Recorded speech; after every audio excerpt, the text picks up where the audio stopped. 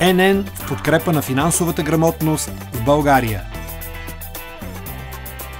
НН Груп се стреми да допринася за благополучието на обществата, в които развива своята дейност, чрез подпомагане на множество социални проекти и насърчаване на доброволчески дейности на служителите си. Програмата на НН за корпоративна социална отговорност има 3 опорни точки. Насърчаване на финансова независимост, създаване на икономически възможности, облекчаване на финансовите неблагополучия. Подобряването на финансовата грамотност е важен аспект от насърчаването на финансовата независимост и създаването на допълнителни икономически възможности за хората. За НН финансовата грамотност е от първостепенна важност. Компанията вярва, че по-добрите познания за икономическите закономерности биха помогнали на всеки човек да разбира, планира и управлява по-успешно личните си финанси. През последните години НН България осъществи редица инициативи за подобряване на финансовата грамотност. Глобално проучване на финансовата грамотност. През 2010 година изследване е сред повече от 5000 човека от 10 страни в Европа, Съединените американски щати, Латинска Америка и Азия измерва финансовата грамотност на потребителите и как тяхната финансова интелигентност, FQ, се отразява на нагласите, поведението и емоционалното им благосъстояние. Основните резултати от проучването сочат, че 90% от хората искат да управляват по-добре парите си, но или не знаят откъде да започнат, или не знаят откъде да получат необходимата информация. 63% от участниците имат съвсем начални познания в областта на финансите.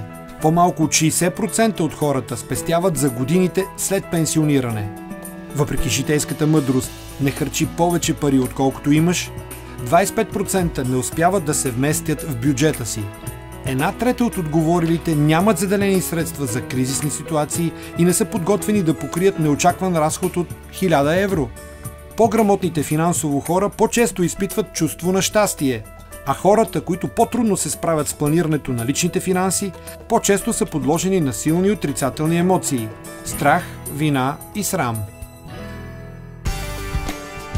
Проучване на финансовата грамотност и поведение в България. През 2011 година е проведено представително изследване сред 426 човека в България. Проучването се основава на методологията на глобалното проучване и разкрива как нивото на финансовата грамотност на българите влияе върху техните нагласи и поведение. Сред интересните факти, разкрити при проучването, са: семейният бюджет е основният начин за контрол на финансовата ситуация. 71% имат семеен бюджет. Малко хора, 34%, са подготвени да платят непредвидена сметка от 1000 лева, което съответства на дела на хората, които нямат заделена сума за спешни случаи – 50%. Около 1/3 от хората имат спестовна сметка, но само 4% от разходите на домакинствата са предвидени за спестявания. Основното, за което хората биха спестявали, е да се справят с неочаквани ситуации. 23% са заявили, че спестяват за пенсиониране. Образователна програма «Лесни финанси». Образователната програма «Лесни финанси» представлява икономическа и финансова информация по лесен и достъпен за всички начин. Нейната цел е да разкрие максимално разбираемо полезни идеи за планиране и управление на личния бюджет. Информацията е достъпна чрез интернет страницата на НН. Някои от материалите, предложени до момента, са: кой е най-лесният начин да управляваме парите си по-добре? Кой би грабнал световната титла, ако феновете плащаха? Дали семейният бюджет се нуждае от пролетно почистване? Какво е финансов риск? Какво е застраховка живот? И защо имам нужда от нея? Собствено жилище или жилище под наем? Програма Дни на отворените врати. Програмата представлява серия от събития, провеждани в офисите на НН под формата на дискусии и лекции по въпроси от света на икономиката и финансите. В неформална обстановка поканените получават съвети за успешно управление на личните си финанси и възможностите, които съществуват за това. FQ тест.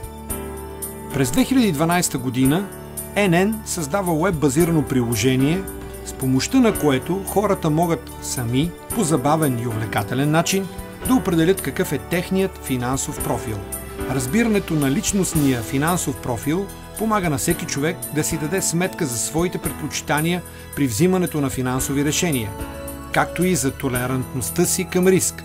На база на тази информация хората могат по-добре да организират управлението на своите финанси.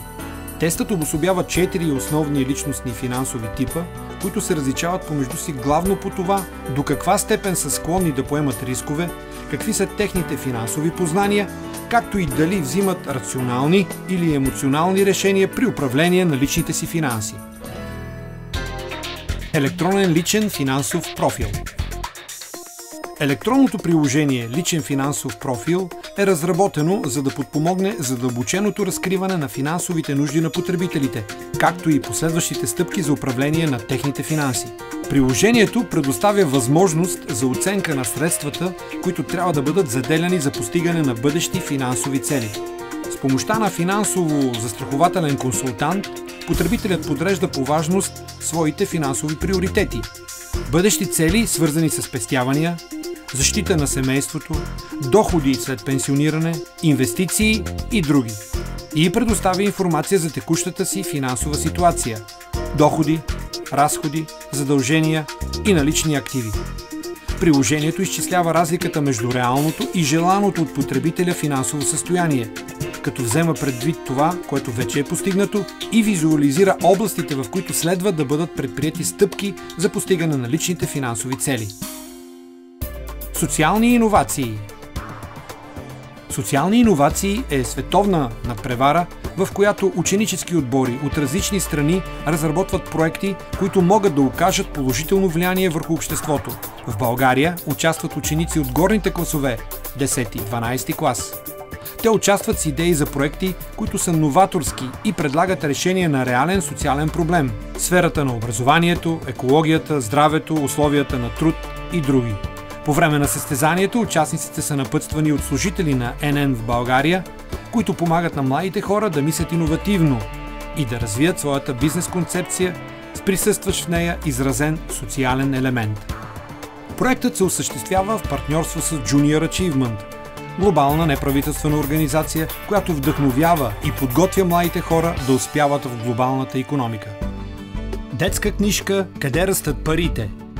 През 2014 година по инициатива и с подкрепата на НН на български език е издадена книжката на чешката авторка Дениса Прошкова "Къде растат парите?".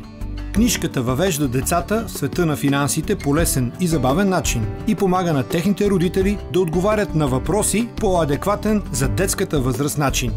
"Къде растат парите?" обяснява на децата връзката между ходенето на работа и получаването на пари и ги запознава с нови за тях понятия като заплата, разходи, спестявания, заеми, пенсия, застраховки.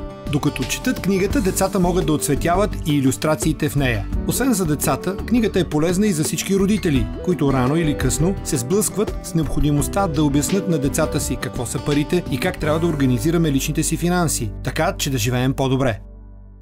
Пенсиопедия БГ.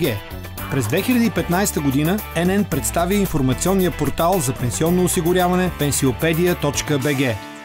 Сайтът си поставя за цел да предоставя на достъпен и разбираем език актуална информация относно функционирането на пенсионната система в страната и възможностите и предимствата на тристълбовия пенсионен модел.